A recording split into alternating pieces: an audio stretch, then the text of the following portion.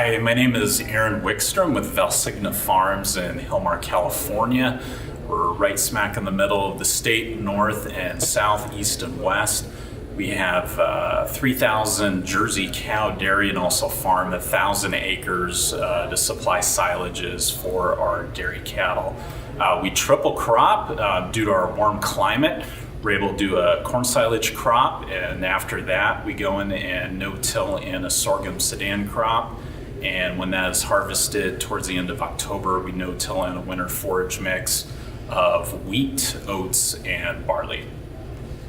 For us, we have really sandy soils in our area. It's basically farming 3 different types of beach sand.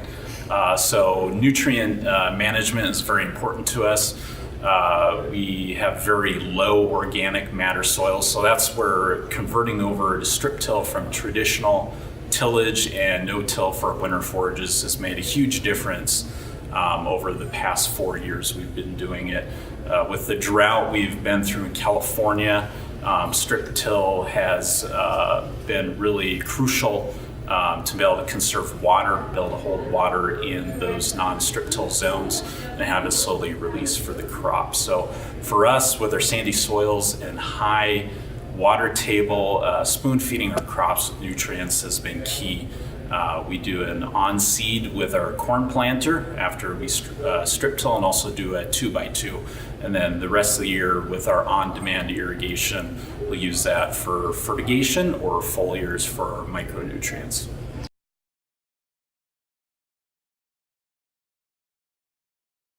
For us, it's looking at the traditional tillage practices in our area was deep ripping, double disking, pre-irrigating, land finishing, and planting. And that just takes a lot of time with the cost of our costly farm ground.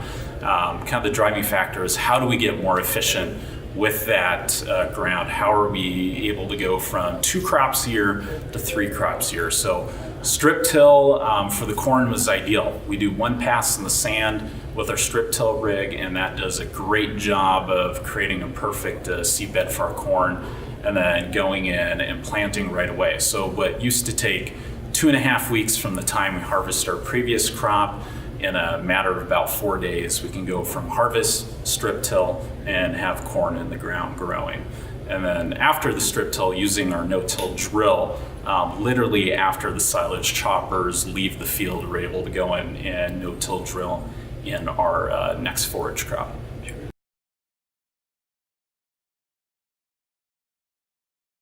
So we've seen a huge benefit using the dairy manure dry spreading over most of our acreage, using our solid separation system we have at our main dairy.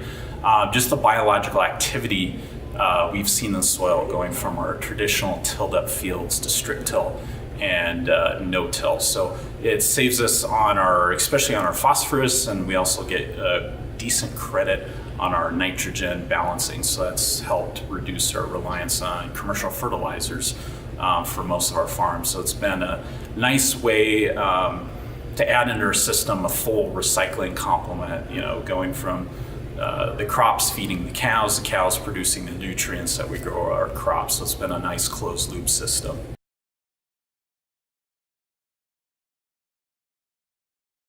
Yeah, we're seeing it in our area in the Central Valley, California. Air quality can be an issue. So that's why conservation tillage and strip till in particular has been kind of a nice transition from full-blown tillage to a tillage technique that really helps air quality. We have basically 0 dust in our tillage operations, which people in the area have started to notice.